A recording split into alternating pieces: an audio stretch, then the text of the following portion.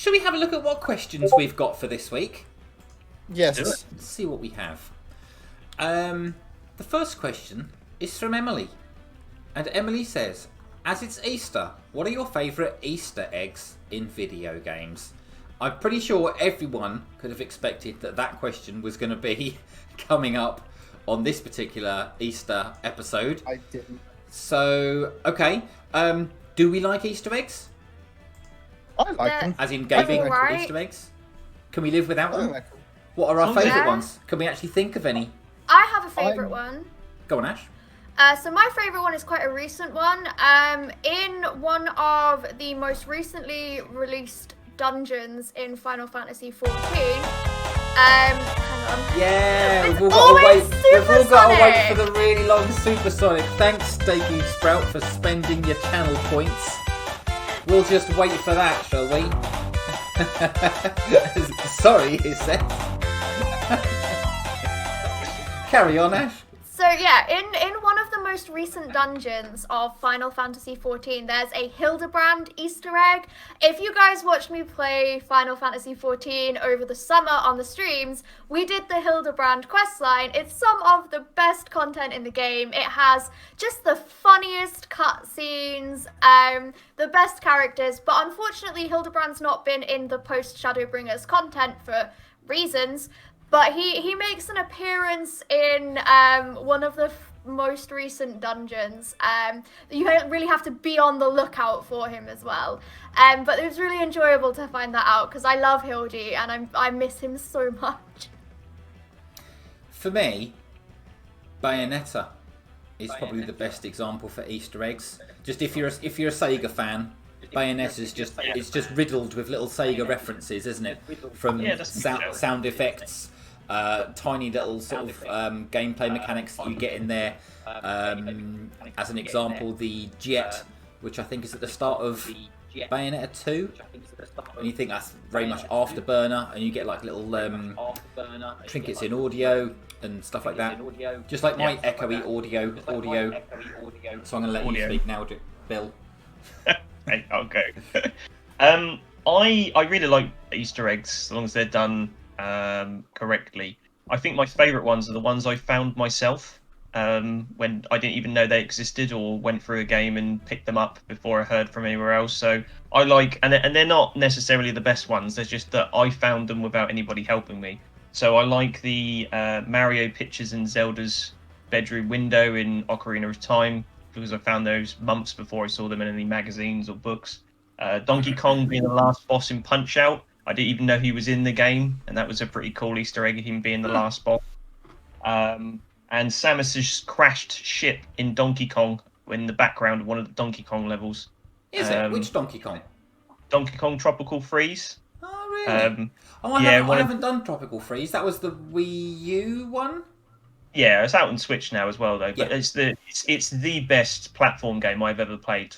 Tropical Freeze. It's really it's difficult but fair, and there's so much content in there. It's just a blast. But the in one of the levels, Samus's ship is in the background, crashed in a tree. So they're not necessarily the best ones. There's much better ones out there, but the ones I found are the ones I like the most. Okay. Which is the point of Easter eggs, right? You got to find them yourself.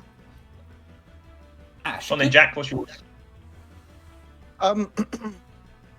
I've watched the one. There's a couple of Deadpool ones that I've seen where there's like, also. Oh no, actually, Borderlands 2.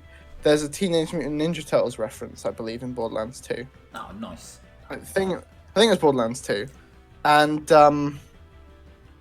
also it's not really an Easter egg, but there's like a nod to, because in Destiny originally Peter Dinklage voiced Ghost, and then when like their second year came around, they had to change it to Nolan North because Dinklage, I think they couldn't afford him, and also there was like scheduling. It was there's like a mission you can do in D1, and there was like this iconic line where it's like that wizard came from the moon, and it was quite an iconic line in the Destiny community. I remember that in the demo for the original Destiny. Yeah. Every pop culture reference in Duke Nukem, they're my favourites. When you find Yoda all hung up upside down in one of the levels, and Indiana Jones has got crushed by a boulder in one of the levels. They're my favourites. I like those too. Nice. Right, let's move on to a question from Iconic, which is a subject that we have discussed before. Does competitive gaming make playing games no fun for people? Whether that might mean competing to win high scores in time trials, higher amounts of trophies recorded, etc. In fact, we've probably answered this question about like 20 times. I think, like, the general answer to this is it doesn't matter if it does, it shouldn't, because 9 times out of 10 competitive stuff is optional, and the other time it's not the game that's no fun, it's the people that you're playing with or the community. I don't know, really, like, just if you don't enjoy it, don't play it. I think for me, I'm just more of a single player game fan rather than online competitive games, because I play games to relax and chill out rather than to compete and get a buzz from competition. But I appreciate that, you know, there's plenty of people that do enjoy competitions, as obviously, you know, we kind of half our business is made around competitions and competitive play. So, but personally, for me, I prefer you know, a grand single player adventure as opposed to a competitive style game. But I would compete with myself. I like to set challenges for myself, which is why I like the trophies and achievements and that kind of stuff. Iconic. I still love playing Smash, just not online. I suppose online Smash is a whole different kettle of fish, though, isn't it? Because the online game is just so different to play than local. But Jack, you generally play most of the big online games, don't you? So that's really your domain, really, isn't it?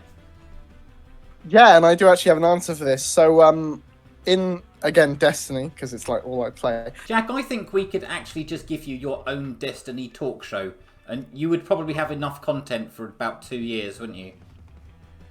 Yeah. Probably. Speaking of, you can now catch Jack on Thursdays. We'll get to the schedule. Bill, is there any, like, I mean, you like fighting games, don't you? But yeah. I mean, the easy option, the easy answer, sorry, to this question is no, it's optional.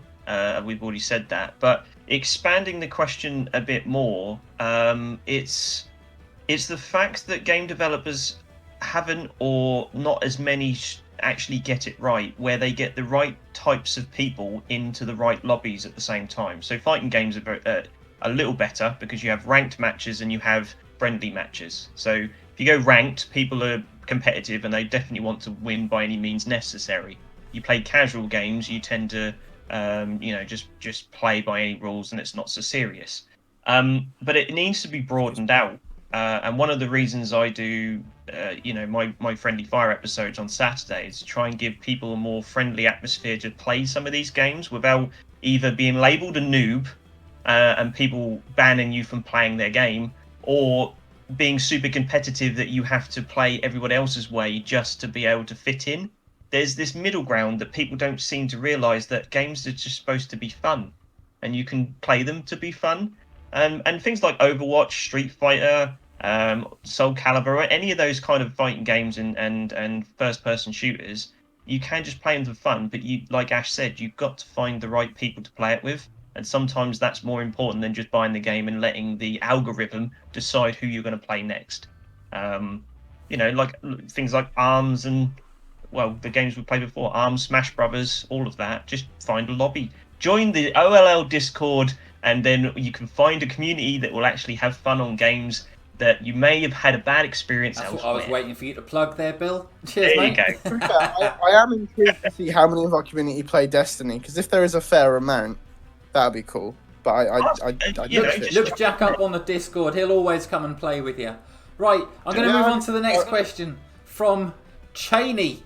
Hello, Cheney. Cheney says, with a certain member of the OLL staff quitting a game through a fit of rage this week, that was me, Demon Souls, what games have you rage quit and never returned to? For me, Demon Souls. I don't rage quit games. Mine is Sonic 06. I I can relate to wanting to love a Sonic and feeling positive and enthusiastic, and now is the time we're finally going to have a good Sonic game since 1995, and it never happens. I understand that, Bill. I've played through a Sonic game when I didn't even like it. I like a lot of the 3D Sonics as well. They're not as bad as what people say. They're not great either, but I actually stopped on Sonic 06 because it was such a janky, broken mess of a game. And the loading times were so long, and I said, "This is it. I'm out. I'm getting a full refund on this purchase," because it was back when Game actually did that. And I said, Sonic Team, you've had enough money from me. I'm not doing it anymore. And now I can't think of the last full price Sonic game I bought because of that game. That was the game I never. I used to religiously buy the Sonic games just in the hope that they would be good, but you know it's done now, with the exception of Sonic Mania. Ash, you said you don't rage quit games. Is that because you play through them regardless, or is it because you just don't start them? No. To me, rage quitting is going, "Oh my god, it's so hard, I'm done," and turning it off and never going back to it. But what I do with games is I go, "Oh my god, it's so hard," turn it off, but then calm down and go back to it to make a more clear decision as to whether or not I'm gonna finish it. I have never once, despite having broken controllers in my youth over getting so ragey, I have never once rage quit out of a game and not gone back to it to make a clearer decision as to whether or not I was going to finish it. I always go back. That's why I am quite content with stating my gaming opinions, because I know they're not clouded by emotions. Cake for All says Dark Souls. The thing is, I didn't rage quit Dark Souls and then not go back to it. That stream that I did of Dark Souls, where I said, "Oh my god, I hate this so much, I'm never playing this, bye everyone." A few days later, I actually went back and played it again, just to make sure that I really didn't like it. And I don't. I prefer Demon Souls. So yeah, I have literally never rage quit a game. I always go back to a game that I've rage quit when I'm calmer. Funny story for you about rage quitting if you want to hear it. Go on. My friend Matthew, he doesn't listen to this stream, so he won't know I'm telling him this. But when we were kids, we used to play Killer Instinct on the Super Nintendo and the N64, and it came with a piece of paper with all the moves on in the box. Paper. And yeah, that's right. And we were stuck on this boss for a very long time, and he got incredibly angry that he took this piece of paper, screwed it up, and threw it out of the window, and then threw the controller down, and then he disappeared. And which was strange, because I'm around my friend's house. It's been half an hour, and after that fit of rage and him storming out of the room, I was like, "Where is he? Am I going to be sitting here for ages? What's happened?" I walked downstairs to find him in the kitchen with the ironing board, ironing the piece of paper that he'd screwed up, because it's such an important piece of paper because it has all the moves on. He needed it to be flat again and not screwed up anymore. So I think that taught me not to rage, because you're probably going to ruin something you really want and is really important. So I agree with Ash. Days where there was no digital versions of anything. How about you, Jack? Have you ever got angry with a game and just said, "Nope"? I don't think I have. I've got angry with a game and just gone off a level or something and then gone back to it, but I don't think I've ever rage quit a game to not playing it before. Like, there's been times where I've played a game and I've just got peed off doing the same level over and over again, and I try to find the mistakes I've made. But I think sometimes I get so frustrated it sort of clouds my judgment. So I don't think I've ever properly rage quit a game and not gone back to it, but I think I've took some time away from it and gone on a different game or something. I think that's yeah. I've never rage quit a game to the point I'll never play it again. I don't think, because I can't remember a really significant time where I've done that. So yeah. Looks like it's just you then, John. Just me. Okay. Well. No, I did it with Sonic 06. John, it's nothing to be ashamed of. Okay, we all have. I do. It wasn't a rage quit situation, but I remember I got burned. I'm a big fan of the old original 16-bit Desert Strike game, and then Jungle Strike that came after it, and Urban Strike, if you don't know it, helicopter shoot 'em up type thing. And after many years, well, I suppose at the time it was only like 2 or 3 years, but they did Soviet Strike on the original PlayStation. And I bought the game expecting it to be, wow, this is going to be it. 32-bit Desert Strike, here we go. It's going to be fantastic. And it was so utterly bad, I took it back to Woolworths and they gave me a full refund, even though I'd opened it and played it. I was quite pleased with that. Let's move on to our next question. The next question, I've kind of combined two people's questions into one here. So Vagaris and Fanata had some similar points to make on the Discord today. And they say, excuse me, Soviet Strike was okay. Oh, it wasn't. It wasn't.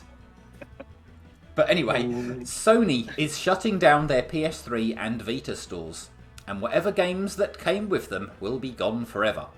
Similarly, despite the strong sales of Super Mario 3D All-Stars, Nintendo has pulled the plug on it anyway, leaving many baffled why they are sticking with limited release models. Do you think big companies need to do more for game preservation? No. Who's going first? Ash Go on, says Ash. no. They're not museums, they're businesses. This happens in every other industry. Books and DVDs go out of print. People stop making, like, figures. They become collectibles. No one asks, like, publishers of books to keep a record or make sure every book they've ever made ever is accessible. I think we need to remember that Sony and Nintendo are businesses first, and it's a money thing. If you want backwards compatibility on the PS5, then I'm really sorry, they need to shut down something. It's going to be the stores that have made them the less money. Have any of you guys bought anything on the PS3 or the PS Vita store since you got a PS4? No, it's There such we a go. small amount of people. They've now got PS5 to look after and curate and manage and promote. Why would they bother looking after the 5 people that still care about the Vita? Sorry if you love the Vita, and it was great for what it was, but you know, times move on, you know, and if you didn't buy the games, then tough. That's the point I was about to make. If you haven't bought something like Tokyo Jungle or whatever in like the 9 years that it's been out, and you want it now just because Sony's gone no, that's a you problem, I'm afraid. And with Nintendo, that Super Mario 3D All-Stars was 100%, like, keeping that as a limited release model, that is 100% a money thing, because they knew everyone that likes Mario is going to buy that day one anyway. Yeah. The idea of only having it on sale for 6 months is so that everyone who is going to go, do I really want it? Maybe I'll get it for like Christmas or my birthday. They now don't have the chance and they need to buy it. That's how Nintendo makes money. I think Nintendo has a bit of a reputation as being like good guy Nintendo, when really they are just as scummy as everybody else because they're a business. Yeah, Nintendo just hide it better than most, don't they? Just like Disney kind of stuff, you know. It's just a business. It's all it is. You can't blame them for it. And the thing is as well, Nintendo, to talk about 3D All Stars specifically, they're trying to resell a game that's barely been upgraded and modified, and you know, the quality of life things that they've added were pretty basic. To be honest, you've got to do something to promote this game that you're trying to charge 50 quid for. Because, well, actually, no, the RRP was $54.99 for that game, officially. But I don't think any retailers sold it for that because they thought no one's going to buy it for that amount. But if you're trying to sell a 35-year-old game, Mario All-Stars, technically? No, because it was the other one, wasn't it? Even whatever, 25-year-old game, and you're trying to sell it for 50 quid, you've got to do something to make it sound exciting and give some urgency for people to buy that game that you've all played before. So I think having it for a limited time is just a natural thing. But here's the other thing, and I don't want to repeat what Ash said, but every piece of media is all only available for a select amount of time. If you buy a new release game from your video game shop of choice, they don't stock that game forever and ever and ever, even if they still make it. Like the chart games are pretty much, you know, you go to somewhere like Game or something on the high street, you'll have like your top 40 chart, and then that's it. You know, the other 500 games that are available on the PlayStation, they're not in stock. You just buy second hand, and if it's digital, then you know, if you're that much of a fan, buy it when it's out. I agree with you guys for the most part. The only exception that I have is like the preservation question, which is kind of related, but it's a different thing entirely. Like, We all know what happened with PT and the fact that that disappeared and now you can't download it anymore. I buy as many games physical as I possibly can because I'm really into my retro games, and I've had this problem for a long time for the Sega Saturn. And to go on to the part where is it now 100% ethical to pirate these old games? Part of that question. Did you mention that, John? Oh, no. Is it 100% now ethical to pirate old games? No, it's not. Yeah. Yeah. Okay. Just buy the old system, buy the old games. That's right. Yeah, but when the price is exponentially high because you've got no other way of getting it, or no other way of finding the game, then there's some people rely on the digital store to sort of have it. The other question is what happens to the games you have bought from the digital store, and now you can't re-download them if something goes wrong. So you've sort of parted with your money to own this game, but you own the license to play it. Exactly. Not necessarily. You don't own the game in digital games. You don't own them. You own. It's literally in the terms and conditions. Yeah, you own a license to right. access the game. You are buying permission to play the game for as long as they decide. That's it. That's right. You And just have to accept it. This ownership Really? thing, you just Yeah. you don't own. We don't own any games, Bill. It's Bill. This is Jack, right, this- even physical games, even the physical disc games that you buy for a PS5 right now. You read the EULA. It says you don't own the game. Emily has made a brilliant point about how it going off because you can't download it anymore is equal to physical copy wear and tear. I agree. Yeah. Once it's gone, it's gone. But it's not like they're gone for good from complete existence. Yeah, the PlayStation Store might close and you can no longer buy a copy of, I don't know, you can't download PT demo or anything like that anymore. Whatever. It's not like they're completely gone forever from everybody. One day, someone can restore that code still. It's not like it goes from existence. It just stops people from buying it. It doesn't stop the creative element of the work from dying out, does it? Let's be realistic here. They're just going to either remaster, remake, or do a sequel to, or reboot these games on the PS5 anyway, because that is just how gaming works now. So I'm sticking by, it's not up to developers to preserve games. Also, if you don't think Nintendo in a few years' time are going to re-release Mario 64 and the original 3 Marios ever again, come on. Really?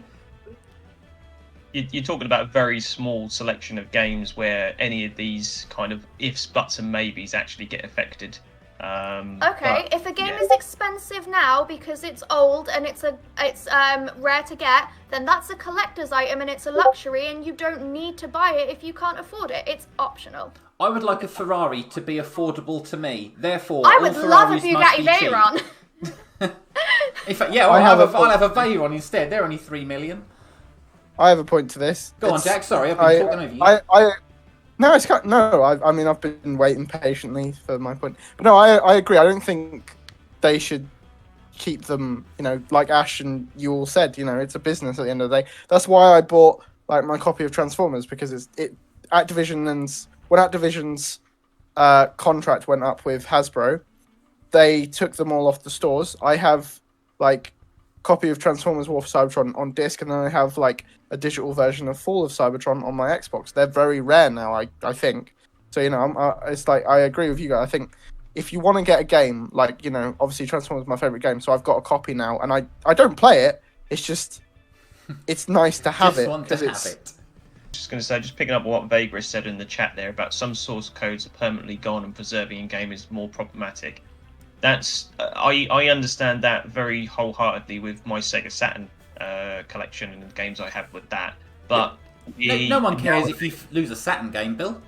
Well, this is what I'm saying. The games where that actually fills into that area are so minute that it's not going to be that much of a problem. And even as long as there's one physical copy or something in the world, you can do something with that.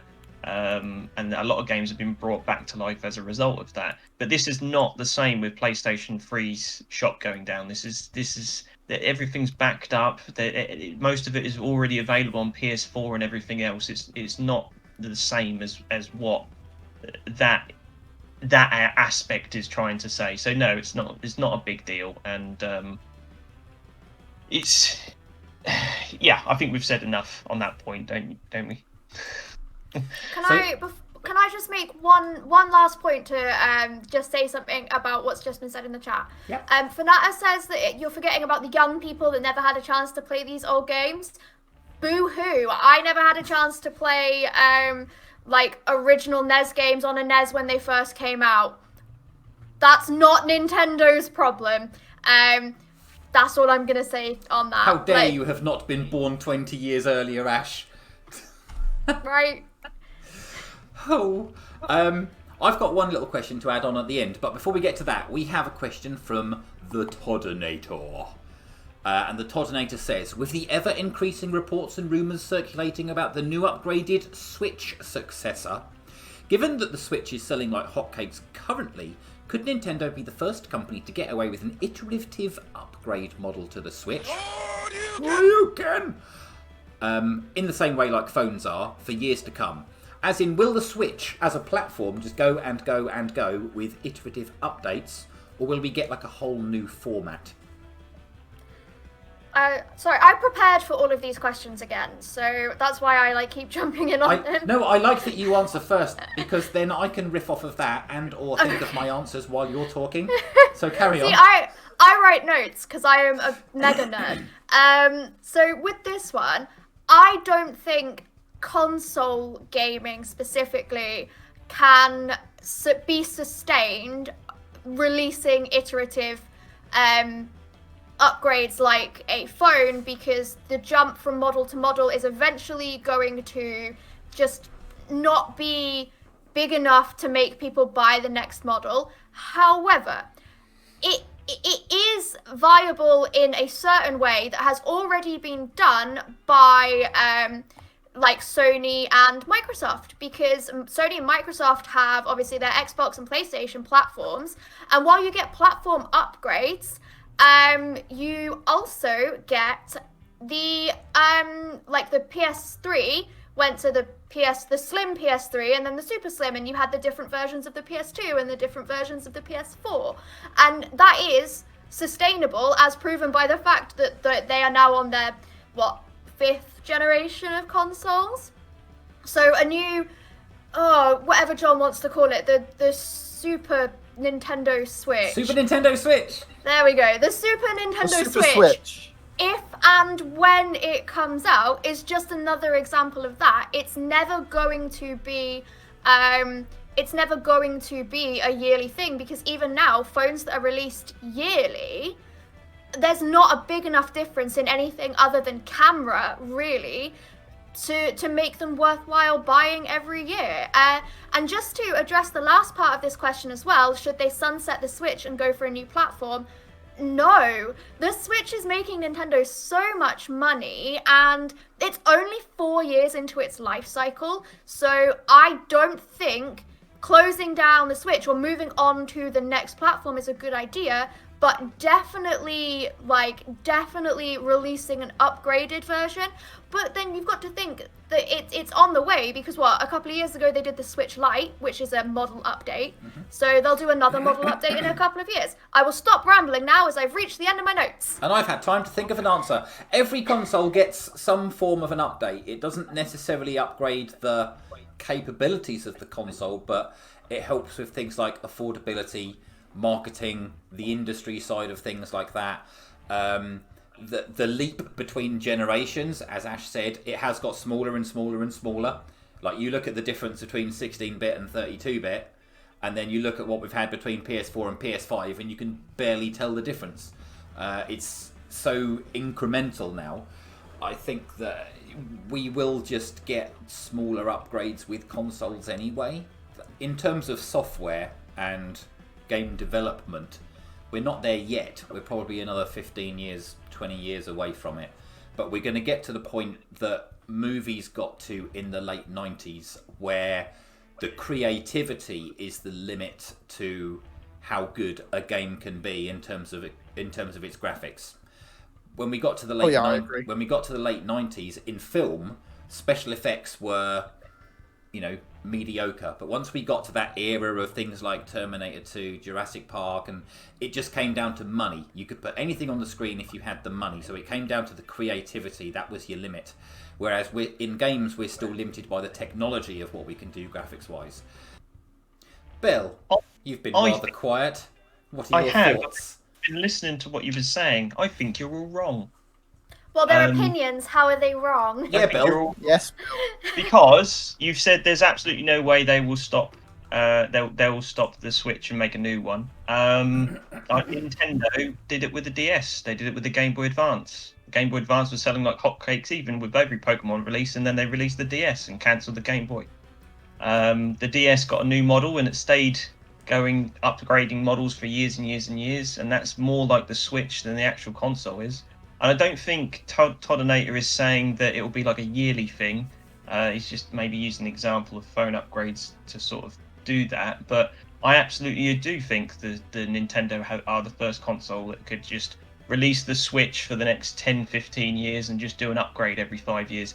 If they didn't do that, if they decided to ditch the Switch and do something new, they'd be breaking their business model that they've used since the original NES, which is every 5 to 6 years they release a brand new console or a new release of some kind handheld ways. And with the Switch, they've taken their home console market and their grip, vice-like grip they had on the handhelds, and they've merged the two. So I think we will probably more likely see a mix of their handheld business strategy carrying on for many years